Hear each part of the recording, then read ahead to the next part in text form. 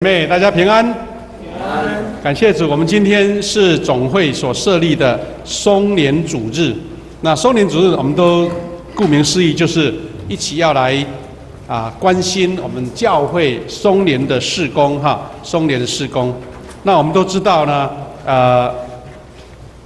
这个松年主日它设立的一个关系，就是有在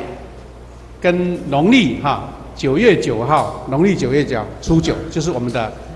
重阳节有关但是因为重阳节在农历呢，在跟国历的时间不一定每一次都很配合了我们都会挑在要重阳节之前的主日来举办。所以呢，今天呢，我们在第一场松年比较多我们长辈比较多，所以我们就特别针对长辈，请他们来服侍唱诗歌、献诗、诗会，包括所有的服侍。那第二堂我们长辈比较少，还是有那我们你看一看左右有没有长辈在那边，就给他祝福说：祝你越年老越健康，好不好？来看有没有长辈。有的人还没那么老就被人家祝福了感谢主感谢主。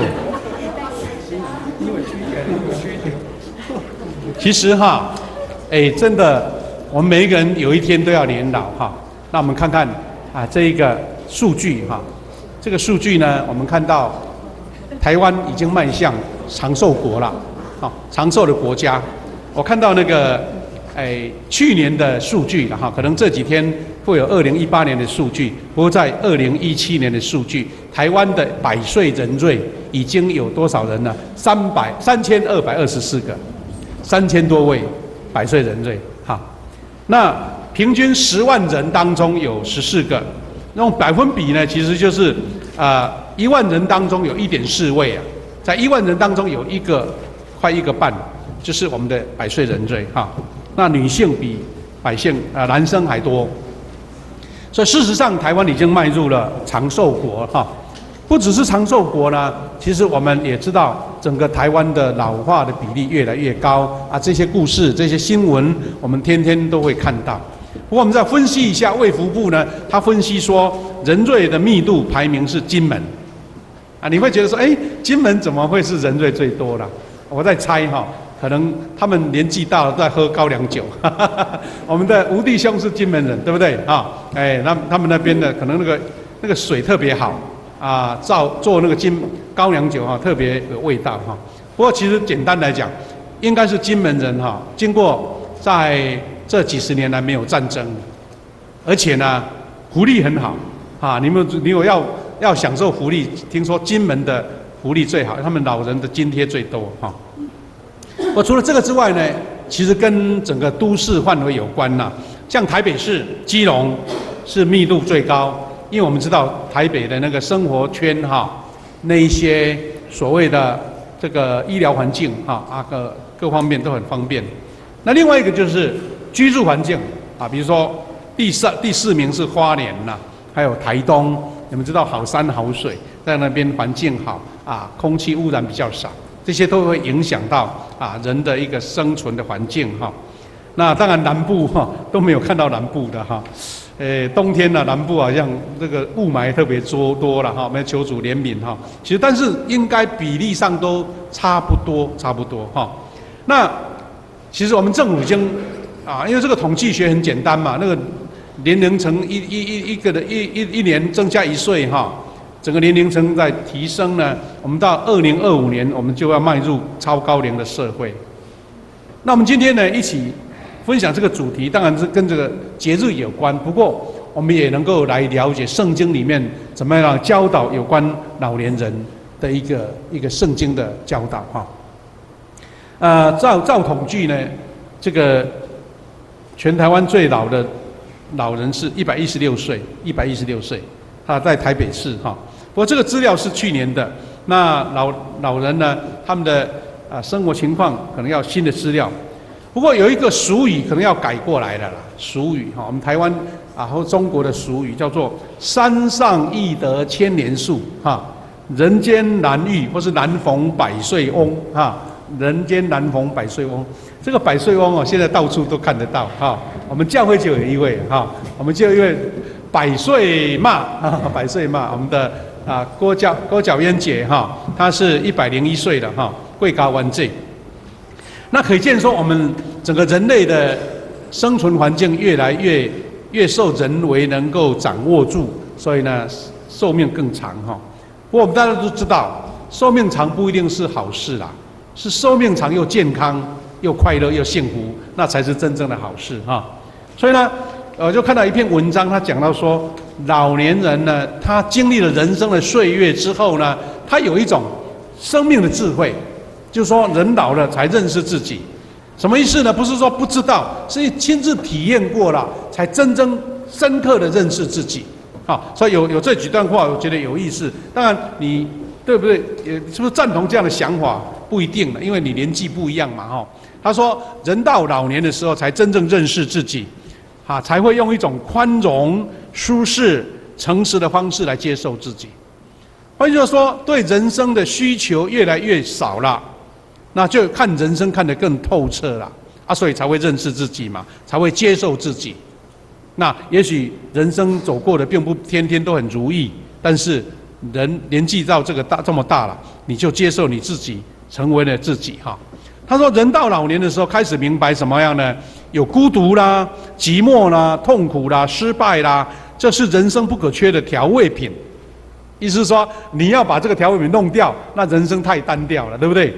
人生经过很多像我们曾经有一段时间呢，我们有很多从大陆来的长辈，他们喜欢秀自己身体上的枪伤，像上一次呢，张茂松牧师讲的，有的是要刺青刺青反攻抗俄，对不对？杀猪拔毛那个时候都绣这个字，刺这个字就想说，你看我曾经经历过人生的战乱。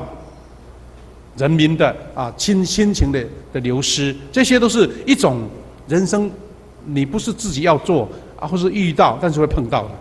所以他要把它慢慢人生沉淀下来，就把它当成调味品了，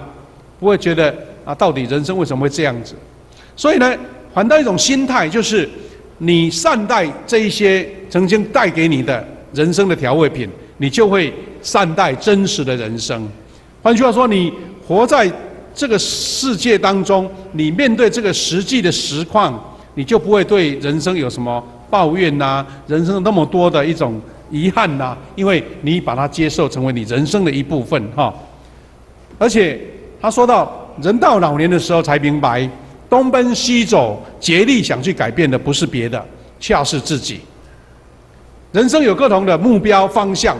东奔西走，想要开创自己的人生，但是很多事情变成不是你能决定的，不是你能改变的，或是你就是差了一个瞬间，你的命运就改变了。灾难来了，你的朋友在你旁边就永别了。要逃难的船或是逃难的工具，你上了船，他没有上，人生就从此分别了。所以呢，很多事情不是你能刻意去改变的，所以呢，慢慢改变的是自己，改变自己的态度，改变自己的人生的观念还有呢，人到了老年，就能坦然面对自己的平凡。也许我们年轻的时候曾经很多意气风发，很多想要创造人生的高峰，但是到最后觉得说，平凡也没有什么不好，平凡可以很安逸、很快乐的过自己的日子。但是呢，有一种自己心里的自我的肯定，就是说，只要自己奋斗过了你曾经努力过了，追求过了，但是失败也没有什么关系了。就我已经经过人生的一个美好的这个过程，那这个是人到一个年纪之后，他自己所做的自我的一种肯定那我们今天呢看到的主题叫做尊荣长者，智慧传承。我们是要从圣经里面得到的教导，因为我们每一个人都是往老方面在成长嘛，所以我们怎么样抓住老年人的思维，然后你在年轻的时候就已经预备好说，有一天我会年老，但是我要把一生的智慧放在我的心中，而且我能够传承给下一代。期待我们从这边得到更多的学习哈。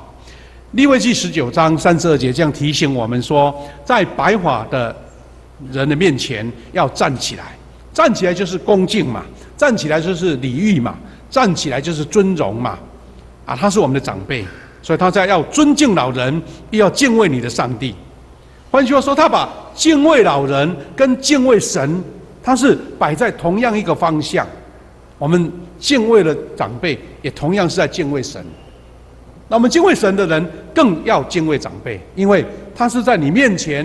值得你尊敬的人。所以，这个利未记在教导当时的百姓要这样子做。我们也看到诗篇71篇，刚刚我们读的经文，虽然不是读整篇啦哈，但是是一个老年人的祈祷。他怎么祈祷呢？他是经历了一生很多人生的际遇啦，那也经历了很多的奇迹，因为神在他身上啊施落了很多的恩典，所以他在年老的时候写了这篇祷告文。他认为上帝是他的希望，从年幼的时候他就信靠了神，所以他要赞美上帝，颂赞上帝，因为上帝是他的避难所。为什么会讲避难所呢？一定是他人生曾经经历过，有时候是走投无路的时候，有时候是遇到仇敌追赶的时候，有时候是兵临城下的时候，他知道没有人可以依靠，就依靠神。所以他讲耶和华是他的避难所，不是简单的讲，而是真真正正他所看到的，他所经历到的。所以当他年老的时候，他就跟神这样祷告，说不要离弃他。意思说，我已经经历人生的道路了，上帝啊，特别我需要你，不要离开我。表示他跟神的关系更亲密，他求神让他能够继续面对仇敌。你说老年人啊，不是仇敌了啦，是生命的仇敌，是自己心思的仇敌，可能是一些软弱、一些困境、一些人生的挑战。那真正在职场上的仇敌已经没了，是生命的仇敌。那他跟神祷告是说，这样才能够继续来诉说上帝的公义跟救恩。他能够非常非常的一种诚心诚意的感受到神的同在，他要把这样的领受，把这样的感恩分享给他的子子孙孙哈。所以呢，他这样子跟神祷告说：我要传扬上帝的作为，要向后代宣扬上帝的权力跟大能。因为只有一直经历，生命一直感受，这样的讲解才是一个实实在在的一个体验，而不是一种理论上的推敲，而是真正他自己经历了那么多的神迹奇事，他经历到神是他的避难所，他经历到神在危险当中让他脱离这个险境，他知道神让他能够存活到现在，所以他要把这件事情当成他年老最大的一个使命，就是传扬上帝的作为，向后代宣扬上帝的权力跟大能。所以我们从这一个71篇的诗篇长者的祷告，我们得到什么样的省思呢？我们不要以为说老年人就没用了，老年人他们的用处是在于说，我们还没有碰到过，我们还没经历过，但是他们的智慧就成为你最大的资产。也许你都没有碰到，也没事，觉得说老年人没有用，但是你碰到的时候，他的一句话，他的一句提醒，可能就是你人生的一个转捩点。所以呢，我们从诗篇长辈的祷告，我们得到一个学习，就是说长者所走过的人生路，是许多人生命的提醒。他可能不能实际帮你什么，但是跟你讲说，这个方向不是正确的，你要走这一条路。那这个才是最大的一个恩典跟智慧。我们常常听一句话说，不听老人言怎么样，就吃亏在眼前。不听啊，你这不听而已就是你的意念嘛，你的选择嘛，你的判断嘛。那长辈给你一个智慧的言语，你就不会吃亏，那多好的事啊！所以呢，长者所经验的行事法则，就是教导下一代最好的教材。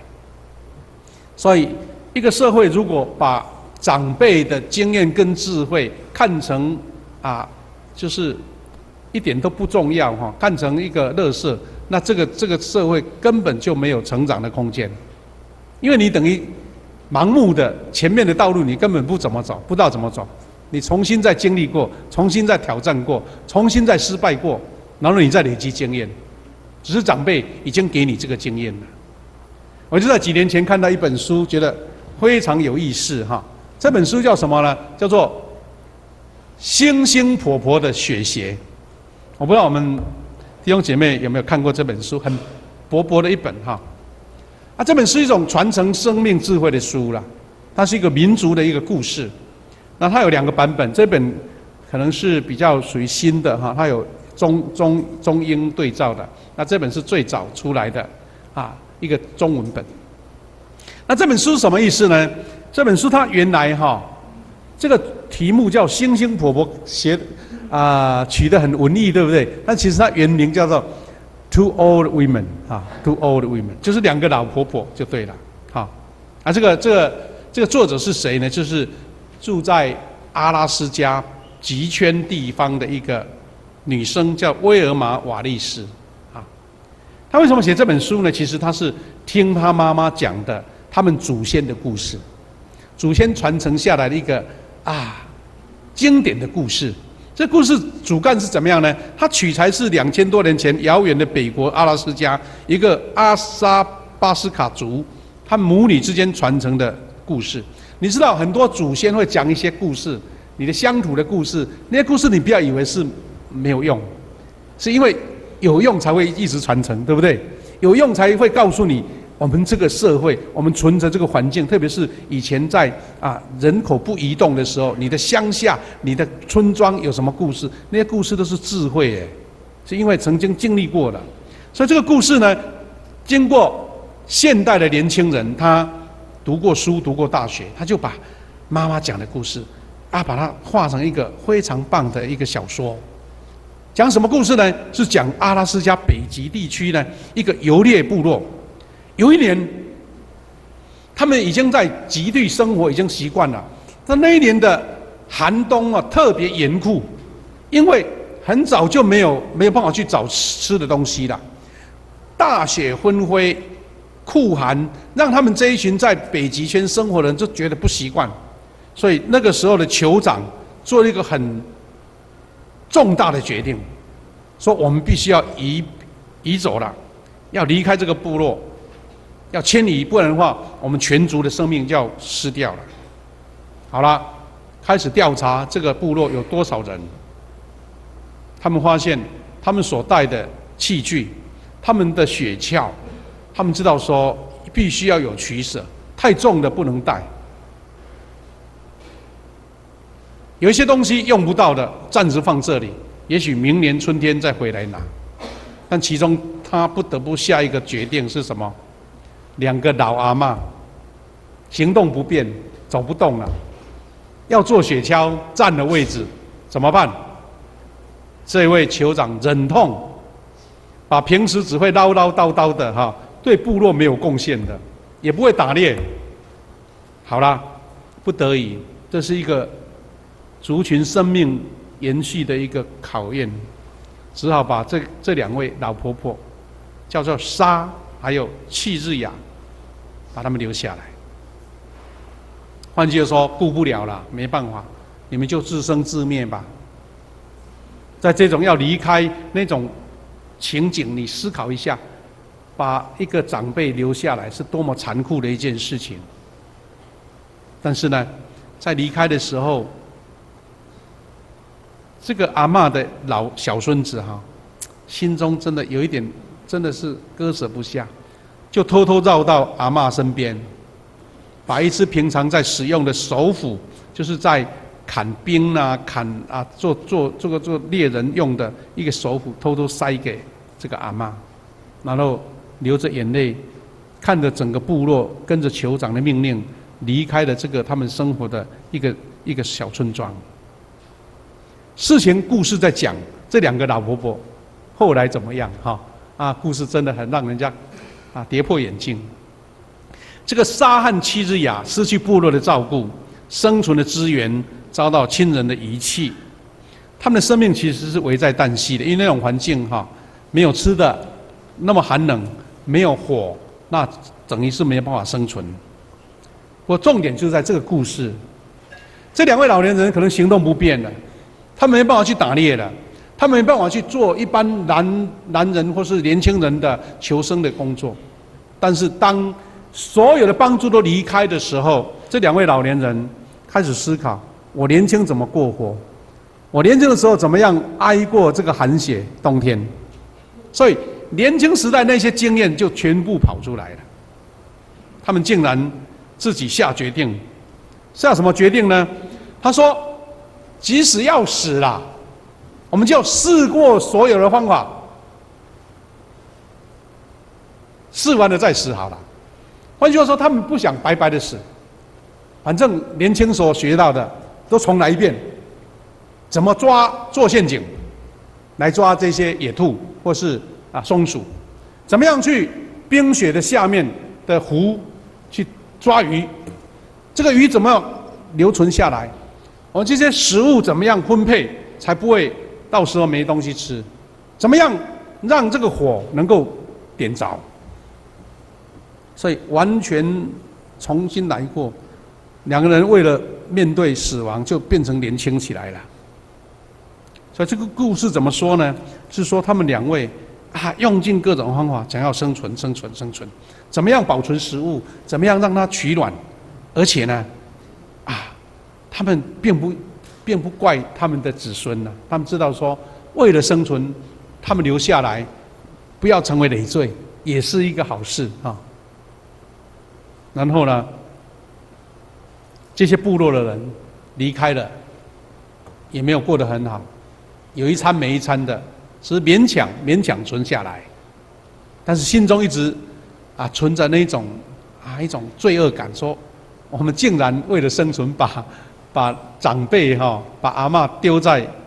冰天雪地的地方，他们心灵受到很大的冲击那故事的结局是怎么样呢？故事的结局是，他们两位因为激发出的生命力，竟然活得好好的。他们的生存下来，打破了社会的偏见，重新赋予了老人的尊重跟社会价值。这故事的结尾是这一群漂流在后面已经就是好不容易存活下来，又春天回到自己的原来的部落。他们在想说可能要去准备找这两位阿嬷，是不是冰得像冰棍一样，准备帮他处理遗体啦？但是就在那一个好奇不知道结局如何的时候，竟然看到在一堆白雪上面有那个雪鞋的鞋印，不像动物的脚印不像鹿的脚印也不像狼的脚印，是雪鞋的脚印。这故事的结局让他们发现，原来这两位长辈不是没有用的，他们长辈能够经历人生的那些经验，竟然能够这么严酷的环境下存活下来。所以故事最后是小孙子回来跟婆婆说：“你那只手虎还在不在？”那他的妈妈跟阿嬷就抱在一起哭了，一种愧疚吧，但是让人动容，久久不已。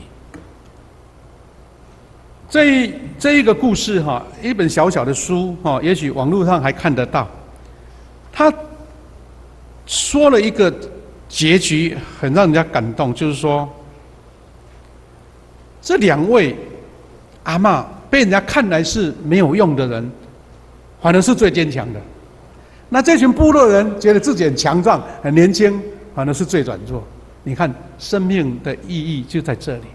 所以呢，这个作者叫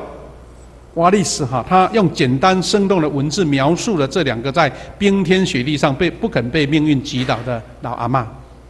他写这本书不是说要苛责这个部落的人为什么要放弃老阿嬷，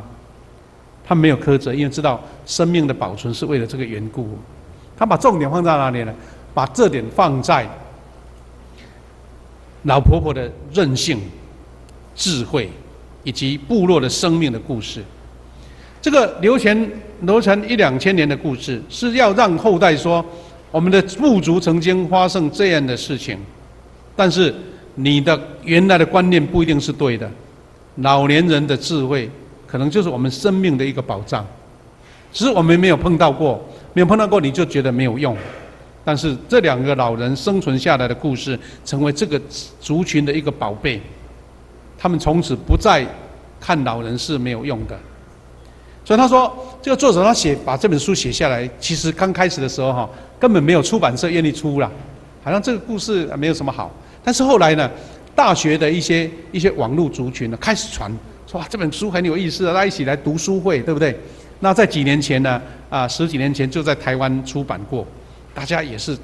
曾经很多人在讨论，特别是大学生的族群。这个作者是想说，借着这个故事，是要让年长的人送给年轻人的一个礼物。各位弟兄姐妹，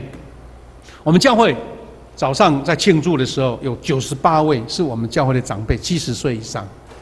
我们怎么样从他们不只是生命，因为我们现在知道生存的方法，很多知识啦，很多教育的成分啦，不像在冰天雪地需要靠原始的能量，但是呢，他们的信仰的智慧、人生的经历，仍然是我们最好的一个养分。期待我们年轻的弟兄姐妹，你家里有一个长辈，你要用什么方法来对待他，让他们把自己最好的部分传承给你们。我们常会讲说，长辈最大的祝福就是他要为子孙祷告祈福，为子孙献上感恩，因为长辈的祝福就像亚伯拉罕的祝福，就像以色列百姓他们长辈为子孙祝福的能力。我们希望我们的长辈有这样的能力，所以我们要分享说，我们教会呢，其实要多方的去思考，怎么样推动松年老年人的一个生活跟聚会，还有我们的事工哈。我们说祝福我们的松年长辈乐龄活力，70岁才开始。刚刚我们已经讲100岁也不算是稀罕啦。所以呢，我们会讲说，60岁到75岁其实叫初老，就还是很健康很活跃不像老年人，只是说刚刚在初尝那个老年人的滋味75岁到90岁才真正有点像老长辈了那90岁以上才是真的老人这样子。我们看到一篇文章，就是我们台南很出名的一位牧者，他叫做黄德成牧师啦，他是我们 YMCA 的一个很长期的总干事，退休之后他的能力继续被重用所以他就成为林成辉长老基金会的一个执行长推动了老年人的一个关顾的生活。我们在台南做老人事工，大概就是黄德成牧师他们所带领这个团队当然还有其他财团，不过这个团队是基督教的团队。然后他有一段时间呢退休之后呢，就被邀请担任呢我们长老教会的松联大学是总校的校长，因为他各地都有分校比如说我们台南呢中门教会有一个松联大学，在太平境教会也有一个松联大学，我们隔壁的后甲教会也有松联大学。那他每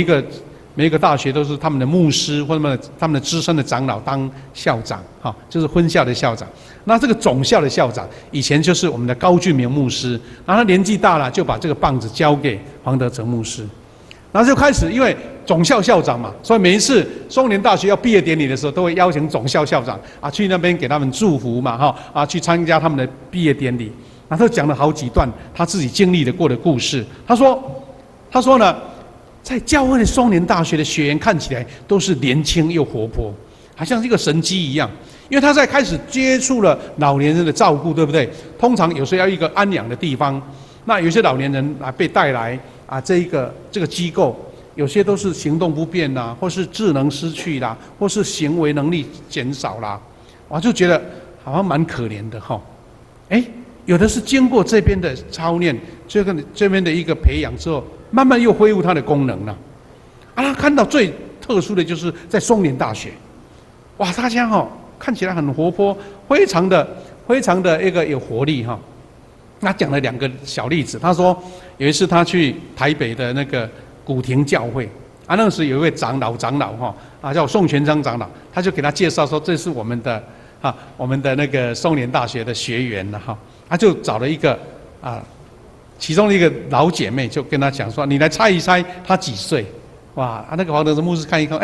大概75岁，哈哈。那个宋全章长老就说：“你再猜还更多了哈，更多。”他说：“那80吧，还更多。那85呢？还不到，还太年轻啊。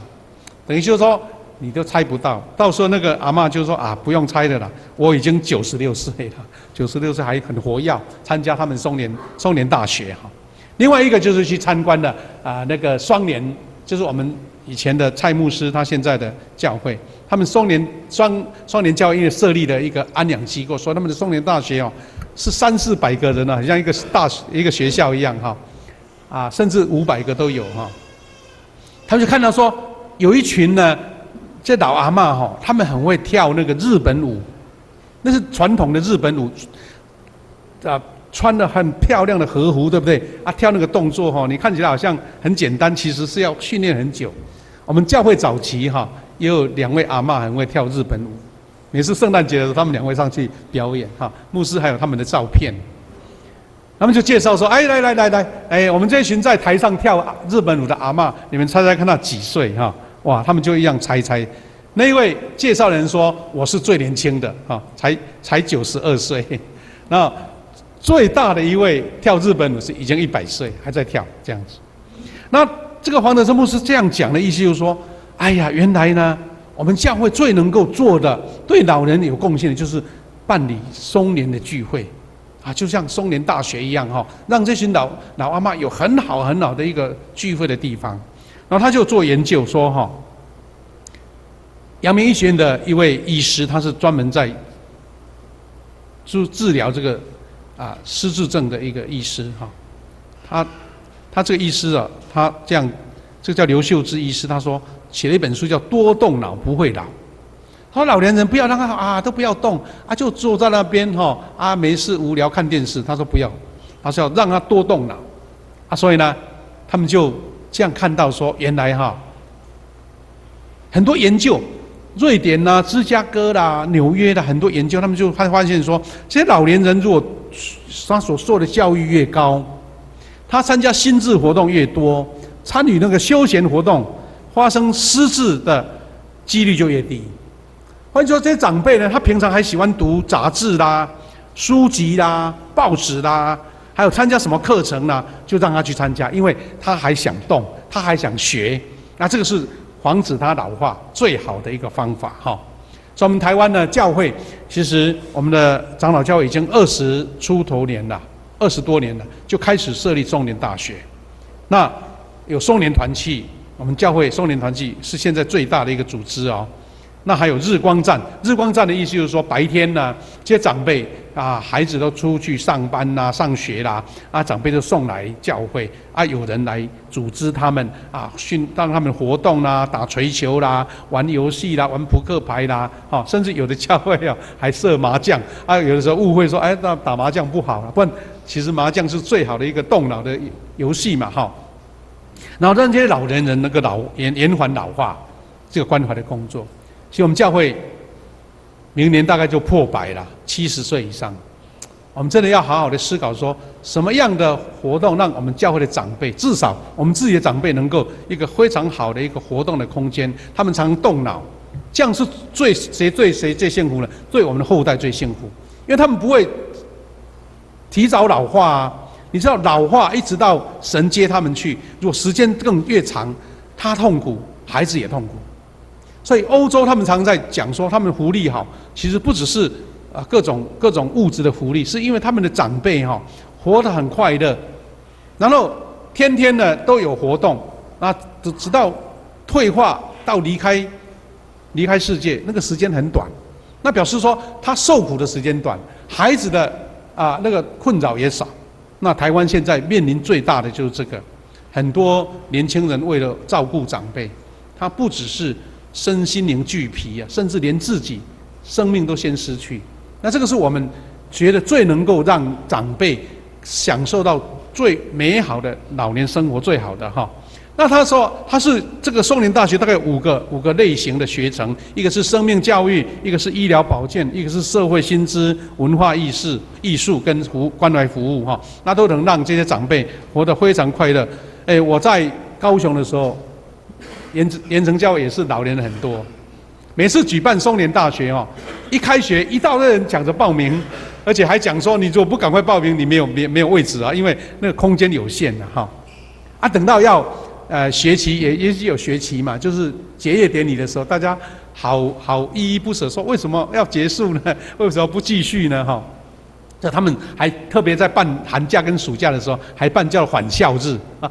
还办返校日。我们年轻人的返校日就很累，说还要返校日啊。他们老年人很喜欢来返校日，因为说好久不见我的老朋友了，所以你看他们的生活就产生一种期待、一种学习、一种努力哈。所以呢，这些学程让我们的长辈呢获取薪资、保健延后失智，让他们最后的人生充满灿烂跟令人感动的人生。我们看看其实台湾现在教会大概有3大类型的松年事工哈。第一个就是我们长老教会已经20多年的松年大学，后来开拓成日光站还有呢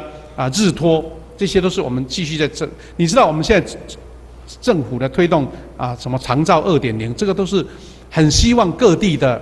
教会或是机构或是所谓的什么中心我们的社区中心来办这个活动，因为让这些老年人，因为你知道以前的老年人会去坐树下聊天，对不对？不然就是去庙口聊天，不然就躲在一个地方赌博，小赌博。没有什么运动没有什么其他活动，所以那个情况现在已经老，因为现在连社区有这种地方坐的地方都没了，所以教会办这种活动不只是帮助自己，而且还能够造福这个社会。那另外就是有下中间牧师，他们推动的这个叫做台湾的这个福音的联盟他们就推动这个旺德福俱乐部。也是1919这样的一个社会关怀的活动。那另外还有一个是超教派的就叫制服艺人学院，他各地去宣导说怎么样办这样活动。那这个制服学院跟中原大学类似，不过他们比较没有学制比如说要读几年才能毕业，没有，他就每一期办了什么活动，比如说有办艺术的啦、毛笔的啦、手工的啦、画图的啦，让他们来参加3个月为一期，一直办，很多人来这边，而且他们还刻意训练那些老师或是这些同工怎么样传福音给这些老年人。我们最近常提起的福气教会，他们因为办理这个制服艺人学院这些老年人他们讲说他们信耶稣受洗的比例是90%几来到这边就不想回家就感觉信耶稣，而且要得到一个快乐的晚年的时间所以呢，我们教会大概再来就是我们教会很重要的一个事工的推动。那最后有1-2个见证来分享，他们在参与松年大学的时候，屏东一个万丹教会一个名誉长老叫蔡满长老，他说他充满活力的秘诀是读圣经了，他读圣经就不会累，而且很喜欢参与服事。他是因为他不是这个中文他就读白话字，就是罗马字，他已经读了47遍的罗马字圣经，你可以想象说，大概1年至少要读了2-3遍，不然47遍要读几年对不对？所以他就有空就读，神给他一种智慧去领受圣经的话语。我们不是听到张茂松牧师讲吗？你不会读圣经，或是不习惯读圣经是很正常的事，你要求圣灵感动你能够读懂圣经不是靠你的知识，而是圣灵让你感动。那另外一个长老这位长老他说他有人读圣经会睡觉，他说没有，他是越读越有精神了哈。另外一个长老有一个姐妹叫穆云光姐妹，她70岁才开始学跳赞美操啊，跳赞美操。那不止自己身心灵更活泼健康，而且她借着这个机会传了福音哈。她开始自己喜欢跳，而且教导别人，开拓那个教学点，5、6个姐妹哈开始跳，到了最后她变成开拓了10个班呢每一个公园她都去耶，她教的一些小老师，哇，越跳越有趣，越跳越年轻哈。各位弟兄姐妹，也许我们在座长辈比较少，但是我们看到神透过一个长辈的祷告，教导我们说，长辈是要把生命的智慧跟恩典传承给下一代。一个教会尊荣长者，这个教会就是一个符合神旨意的教会，也是这个教会充满了恩典、传承、智慧跟许多的资产最重要的教会。我们求神让我们在家里面有位长辈，虽然要照顾他们，要花很多时间，不过你会从里面发现这个最大的恩典就是这一个。很多年轻人在外面打拼呢，到一个年纪，大概像牧师这个年纪，父母亲还在的时候，他有一点考虑，就是说，我不想在职场上冲锋陷阵了，他想要回去去老家陪父母亲。其实他知道人生最美好的可能就是陪爸爸妈妈最后那几年。我们求神让我们不只能够陪伴长辈，而且我们能够经历人生最美好的智慧。我们要一起来唱一首诗歌来做一个回应哈。这首诗歌叫《丰盛的人生》唱完我们一起来做祷告。我们会唱的弟兄姐妹可以跟着一起来唱哈。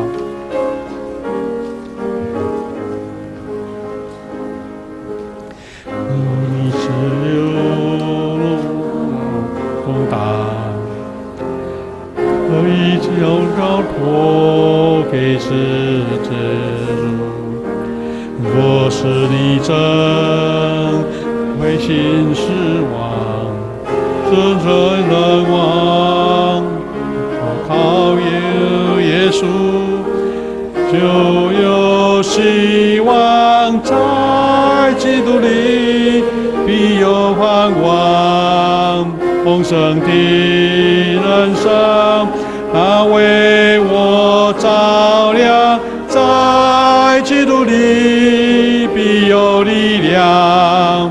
人生旅途中，我靠主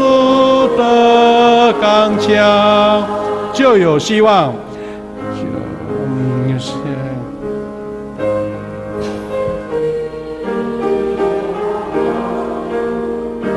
真的人生，他被我照亮，在基督里必有力量。人生旅途中，我靠主的刚强。这个歌词很好，就是说我们依靠主要得刚强，我们有丰盛的人生。我们从长辈得到这样的学习，我们一起来做祷告，来回应神的恩典。这时候我们可以开口为你的家中有长辈献上祝福，因为神在他们身上留下了许多的恩典，许多的冠冕。我们求神让这些长辈有健康的身体，有平安跟喜乐，特别是将他们的智慧、他们的信仰传承给下一代。我们也为教会在推动幸福小组已经进入第4周，是个关键的时刻。因为这些 best 他们对教会有没有兴趣，对小组有没有兴趣，这个时候是一个关键。有兴趣他就会一直来，如果没兴趣，有时候他会找理由说忙什么。我们求神亲自来复兴这一群小组员，也这些 best 他们能够更体会神的恩典。我们也为教会当中有病痛的弟兄姐妹献上祷告，求神赐下医治在他们身上。我们也为教会我们的带进的执事，他的公子就是我们的安律弟兄，要在这个礼拜6跟陈婷荣小姐来举行婚礼。我们求神预备他们的心，也能够有美好的婚礼，建立美好的家庭。我们也为教会当中有弟兄姐妹外出不在我们当中的，我们求神也带领照顾他们。在这个礼拜五，我们的双联教会蔡牧师要带领40多位我们的北部七星中会的长职来参加我们的祷告会，也求神亲自带领他们，一切都顺利。我们为这些事情，你如果愿意，可以开口为这些事情来祝福，为我们的长辈来做祷告，一起来祷告。主耶稣，我们感谢赞美你的恩典，满满祝福。主啊，求你赐福给我们教会所有的长辈，都蒙神的恩典，有美好的健康身体，有喜乐的心，有幸福的家庭生活。求你带领他们，让他们用美好的信仰跟经验、智慧传承给我们下一代。我们也为幸福小组祷告，求你圣灵亲自扶持怜悯，让每一个幸福小组的同工，因为有委身，有神给他们智慧，有神给他们恩膏跟权柄，就破坏一切恶者的攻击，也能够让这些被死的能够真正领受神的智慧。我们也求你带领教会当中，我们有病痛的弟兄姐妹，求你施下你的医治跟平安喜乐在我们当中。我们也为教会安律弟兄要跟